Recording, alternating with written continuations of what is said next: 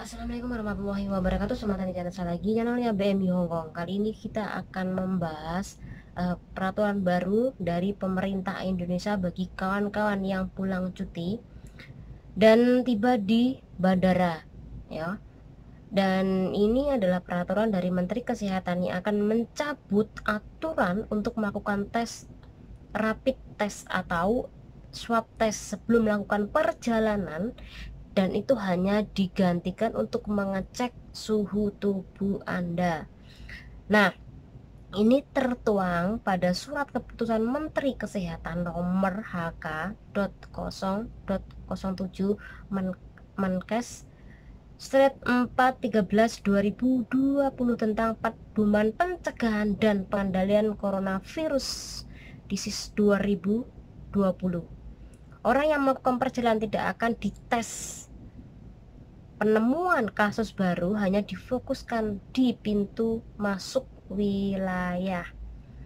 Nah, jadi bagi pelaku perjalanan sendiri diartikan sebagai orang yang melakukan perjalanan dari dalam negeri, domestik maupun luar negeri pada 14 hari terakhir. Untuk melacak kasus pintu masuk atau perbatasan, dilakukan langkah sebagai berikut. Yang pertama, meningkatkan pengawasan terhadap pelaku perjalanan kayak Anda ya, mau cuti atau mudik. Penumpang khususnya yang berasal dari wilayah, jadi penumpang dari satu Indonesia ya, contoh dari Surabaya ke Jakarta itu, ataupun dari negara kayak Hong Kong untuk pulang cuti ke Indonesia, dengan transmisi lokal melalui pengamatan suhu dengan termometer. Jadi tidak memakai tes lagi, tetapi pengecekan suhu tubuh Anda. Yang kedua, melalui pemeriksaan dokumen kesehatan orang tersebut. Jadi sebelum Anda pulang atau cuti ke tanah air, saya sarankan untuk tes, jangan tes di Indonesia. Jadi sudah ada tes hasil dari kesehatan Anda, apakah Anda terkena COVID-19 atau enggaknya. Karena di Indonesia itu Anda hanya diperiksa tubuhnya Anda saja. Jadi berhati-hati dalam hal ini, karena kalau Anda tidak hanya diperiksa suhu tubuhnya, jika Anda tertular, Anda bisa menular di orang rumah Anda. Jadi berhati-hati yo rek. Bisa usahakan, Anda mencintai keluarga Anda, usahakan untuk tes kesehatan di Hongkong. Oke, yang ketiga, jika ditemukan pelaku perjalanan yang terdeteksi demam melalui termometer, maka dipisahkan lalu diwawancarai serta dievaluasi lebih lanjut. Dari sini paham lah. Jadi kalau benar-benar Anda demam, jadi bisa jadi Anda bisa karantina. Oke, jika ditemukan pelaku perjalanan terdeteksi demam dan menunjukkan gejala-gejala virus tersebut, kemudian petugas akan melakukan pemeriksaan penanganan ke alat lebih lanjut lagi dan menggunakan APD yang sesuai.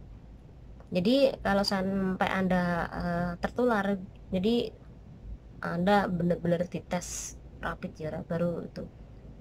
Kemudian yang terakhir,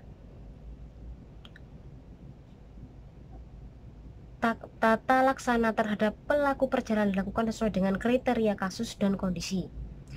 Dan terhadap barang atau alat angkut dilakukan tindakan kekarantina sesuai SOP yang berlaku.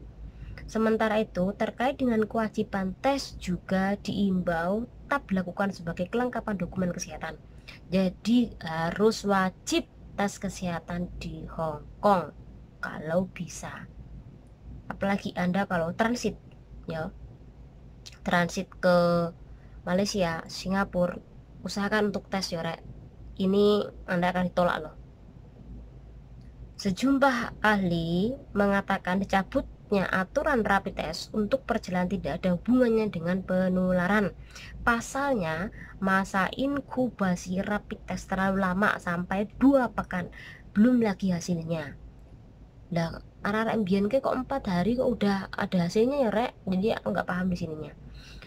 Oke, jadi usahakan buat kawan-kawan semuanya untuk melakukan tes kesehatan dulu di Hong Kong, karena di Indonesia tidak ada tes rapid lagi.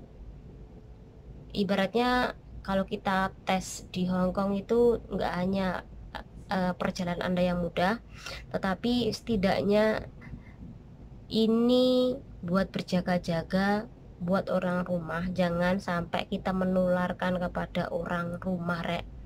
Lebih baik tes kesehatan, karena di Indonesia tidak ada tes kesehatan, hanya pemeriksaan suhu tubuh. Ini berita terbaru dan ini adalah undang-undang terbaru. Jadi kawan-kawan semuanya, kalau bisa ya jangan pulang dulu, kecuali kalau Anda pulang untuk selama-lamanya dengan jangka waktu lama di Indonesia, silahkan pulang. Tapi ingat, cintai keluarga Anda dengan cara tes kesehatan. Itu penting rek. Jangan sampai nanti Anda membawa penyakit itu di tengah-tengah keluarga, akhirnya nanti mereka tertular. Apalagi yang usianya sudah sepuh-sepuh itu yang sering banget tertular, karena badan dia itu kekebalan tubuhnya sudah menurun. Kalau nggak kuat bisa menyebabkan kematian. Jadi buat kawan-kawan semuanya, diperhatikan peraturan ini, diperhatikan tes kesehatannya, protokol kesehatannya, jangan lupa pakai masker, bawa sanitizer, jaga kesehatan, jaga kebersihan. Semoga bermanfaat. Wassalamualaikum warahmatullahi wabarakatuh.